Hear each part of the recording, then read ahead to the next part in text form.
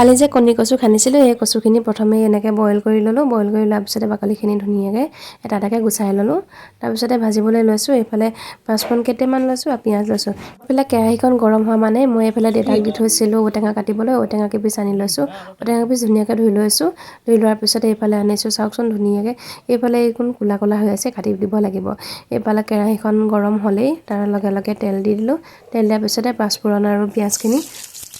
তেলখিনি ধুনীয়াকৈ দি দিলোঁ পিঁয়াজখিনি ৰঙা হৈ নোযোৱালৈকে ভাজি থাকিম ভাজি থকাৰ লগতে মই তেলতে নিমখ আৰু হালধিও দি দিম মই নিমখ আৰু হালধি তেলতে দি দিলে ভাল পাওঁ সেইকাৰণে এই কচু শাকৰ লগতে মই দাইল কেইটামান এড কৰিম দাইল কেইটামানো ধুই থৈ দিছোঁ এতিয়া দাইলকেইটা দি ল'ম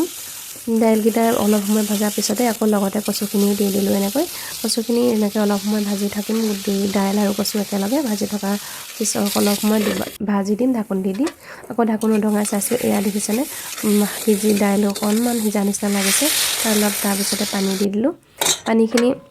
সৰহকৈ দি দিছোঁ উতলি পানীখিনি যেতিয়া কমিব তেতিয়া তেনেকৈ খাই ভাল লাগে তাৰপিছতে এইফালে এয়া দেখিছে কাটি থোৱা ঔটেঙা কেইপিচ দি দিছোঁ ঔটেঙা দিলে যে শাকখনৰ সোৱাদেই বেলেগ হৈ যায় নহয়নে ঔটেঙা খাই মোৰ যে খুবেই ভাল লাগে তাৰপিছতে শেষত এয়া ধনিয়া পাত দি গেছৰ ফ্লেম